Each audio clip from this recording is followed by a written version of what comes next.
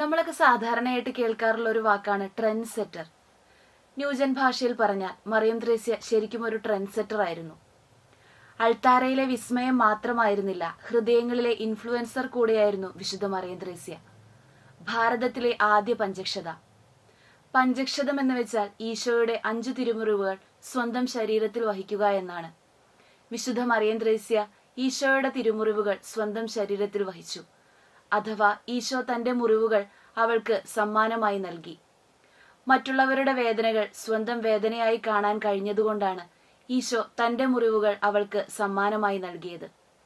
1909 ജനുവരി 27 വിശുദ്ധ മറിയം ത്രേസ്യയ്ക്ക് ഈശോയുടെ പഞ്ചക്ഷതങ്ങൾ ലഭിച്ചത്. ക്രിസ്തുവിനെ പ്രതി സഹിക്കാൻ തയ്യാറായവളാണ് വിശുദ്ധ മറിയം ത്രേസ്യ. അഥവാ ക്രിസ്തുവിനെ പ്രതി സഹിക്കാൻ ആഗ്രഹിച്ചവളാണ് വിശുദ്ധ മറിയം ത്രേസ്യ. അതുകൊണ്ട് തന്നെ ആ തിരുമുറിവുകൾ അവൻ അവൾക്ക് നൽകി. എടോ, മനസ്സും ശരീരവുമൊക്കെ ഒരുപോലെ മുറിപ്പെടുന്ന ജീവിതാനുഭവങ്ങൾ നമുക്കുമില്ലേ? ആ മുറിവുകളൊക്കെ ഈശോയുടെ തിരുമുറിവുകളോട് ചേർത്ത് വെച്ചാൽ നമ്മുടെ ജീവിതവും അനുഗ്രഹപൂർണമാകും.